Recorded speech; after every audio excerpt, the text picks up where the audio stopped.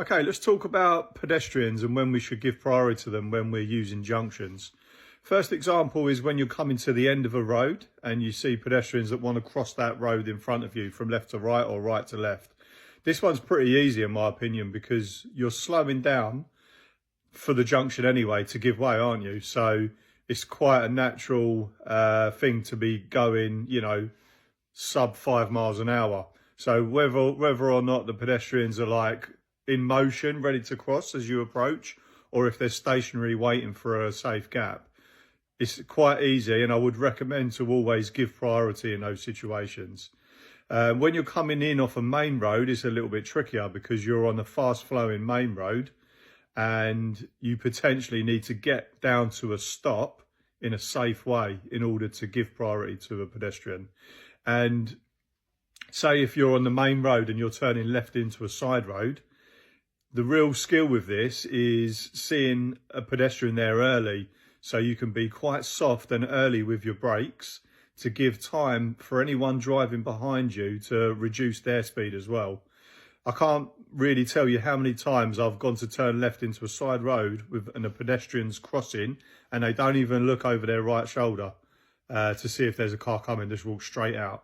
So as a driver, you need to be ready for this and anticipate that happening. In another situation, say you're doing the same turn, so you're on the main road turning left, and there's a pedestrian stationary looking for a gap. In that situation, I would risk assess that. So if you check your mirrors and there's no one behind, then give priority again, yeah, because there's no risk behind you. So again, approach it slow. You can give them a nod or a smile, make eye contact.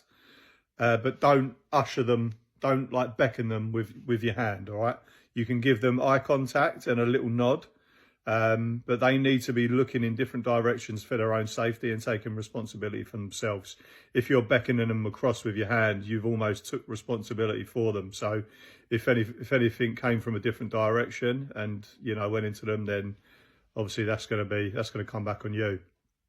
But yeah, if they're stationary, and there's a car, you're on quite a fast road and there's a car right behind you, if it was me, I would just go in, all right? I wouldn't give priority to a pedestrian in that situation because the risk from behind is higher than a pedestrian just standing there clearly waiting for a safe gap.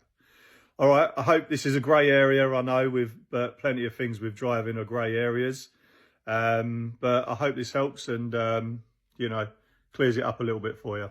Thanks.